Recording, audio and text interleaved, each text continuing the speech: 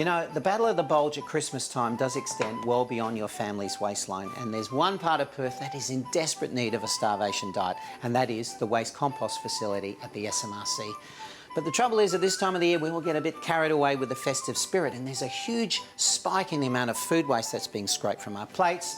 And when we add that to the stuff from our bins, it can really slow down that composting process. And that is definitely no present for our food waste composting facility. So I'm here with Anna Sondolini, the Waste Education Officer at the SMRC, and we want to give you some top tips to trim that Christmas excess, save you some money and help the environment at the same time.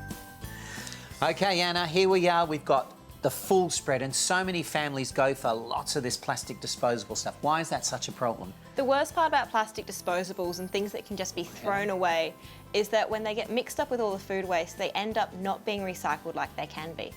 And that's obviously a big problem. All right, so we've sat down, we've had our meal, we've gorged, we're absolutely stuffed. What do we do with the leftovers? You can always pack them up and use them again later. No one wants to cook twice during the festive season, so leftovers are a great way of getting around that. Okay, and then food scraps, what do you reckon?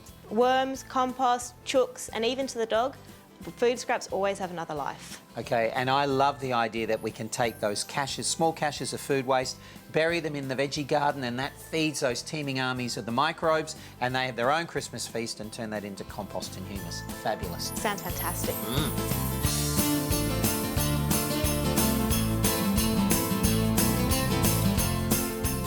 Now, if Christmas at your place is anything like ours, then you end up with those inevitable surplus presents, and you know, those things like the weird Dutch biscuits and puddings.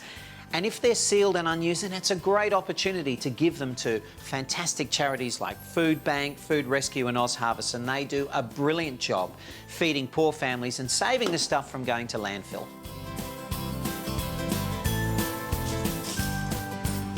So Christmas doesn't have to be a time of complete excess and waste. With a bit of thought and recycling right, you can have a great Chrissy and you can save money, slash your waste and give the long-suffering SMRC compost facility a much-needed crash diet this festive season.